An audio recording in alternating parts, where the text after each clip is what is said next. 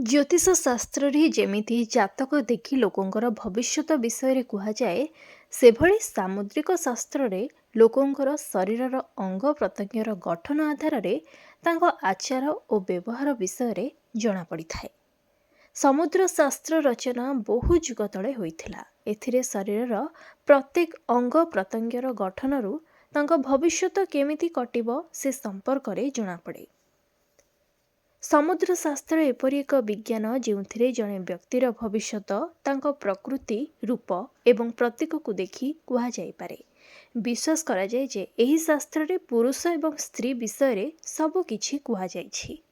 कोनोसी परिवारर खुशी मुख्यतः सेही घरर महिला मानंक उपरे निर्भर करिथाए। आम हिंदू धर्म रे स्त्री को देवी मान्यता दिया जायछि। स्त्री को माँ लक्ष्मी, सरस्वती, पार्वती ही रूप बोली कुहाଯାଏ।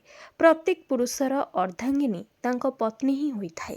पुरुषंक जीवन रे उन्नतिर कारण तांको पत्नी को ही मना जायछि। गरुड़ पुराण रे श्रेष्ठ नारी को वर्णना करा जायछि। जो नारी भितरे एही लक्षण सब थाए सेमाने साक्षात माँ लक्ष्मी स्वरूप बोली विश्वास करा जाए। समुद्र शास्त्र रे महिला मानक शरीरर किछि विशेष अंग संबंध रे वर्णना करा जायछि, जहा द्वारा जानी हेबो जे से महिलांक स्वभाव किपरि एवं सेमाने भाग्यशाली ना नुहे। आज आमे भाग्यशाली महिला मानक विषय रे जानिबा। जो महिलांक केश लंबा सीधा होइथाए एही भली महिला बहुत भाग्यशाली होइथांती। माता लक्ष्मींक प्रतिमा रे मध्य लंबा कला घन केश रहिछि। यह सुख समृद्धिर प्रतीक को दर्शाए। एणु जो महिलांक केश लंबा एवं घन होइथाए सेमानंक जीवन रे सुख एवं ऐश्वर्य मिलिथाए। एभली स्त्री को विवाह करिथिबा पुरुष जीवन रे सबबेले उन्नति करिथांती। समुद्र शास्त्र अनुसार जो झींकर आंगुठी लंबा और सुंदर होइथाए से विवाह परे निजर स्वामींक पाई सौभाग्यशाली होइथांती। एपरि झील को विवाह करिबा परे स्वामींकर उन्नति होइथाए।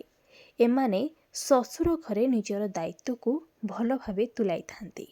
सूर्योदय पूर्वर उठुथिबा स्त्री।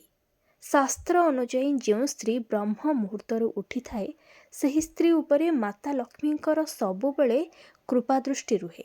सूर्य उदय हेबा आगरु उठुथिबा महिला को सबु देवादेवींकर कृपा मिली थाए एवं एथिपाई सही स्त्रीर घरे सबुबले सुख शांति रुहे। जो स्त्री सकाळु उठी निज नित्यक्रम सारी स्वच्छ वस्त्र परिधान करी समस्त देवादेवी को पूरा निष्ठा एवं विधि विधानर सह पूजा करि थाए से भली स्त्री पाई सेही घरे सबुबले धन संपत्तिर वर्षा हुए। एवं जो स्त्री पूजा पाठ करेनी सकाळु गाधोइनी तांको भाग्यशाली हेबार सम्मान मिली न थाए। स्वच्छता प्रिय। माता लक्ष्मींकर कृपा पाउथिबा स्त्री स्वच्छता प्रिय होइथांती। एमाने सबुबले निज घर को स्वच्छ करी रखि थांती। जहा घरे सबुबले अलिया आवर्जना होई पड़ी रही थाए सेमानंक घरे केबे भी लक्ष्मी वास करती नहीं। अलक्ष्मी सेठारे वास करती। तेणु सबुबले निज घर सह निजको मध्य स्वच्छ रखंतु। देवता को जल देउथिबा स्त्री। जो स्त्री नित्यकर्म सारी घरर देवादेवी को जल अर्पण करिथाए जी सूर्यदेव को सकाळु उठी घी दीप अर्पण करे एवं जल अर्पण करिथाए एहा सहित माता तुलसी को मध्य जल दे नमस्कार करे से स्त्री को साक्षात माता लक्ष्मींकर रूप बोली कुहाଯାଏ। एमिति स्त्री थिबा घरे केबे दुख कष्ट आसे नाही।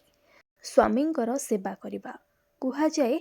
माता लक्ष्मी मध्य निज स्वामी विष्णुंकर सबुबले पाद सेवा करिथांती। तेणु प्रत्येक स्त्री निज स्वामींकर पाद सेवा करिबा उचित। एमिति करिबा द्वारा माता लक्ष्मींकर आशीर्वाद मिलिथाए। एहा सह भगवान विष्णुंकर मध्य आशीर्वाद मिलिथाए।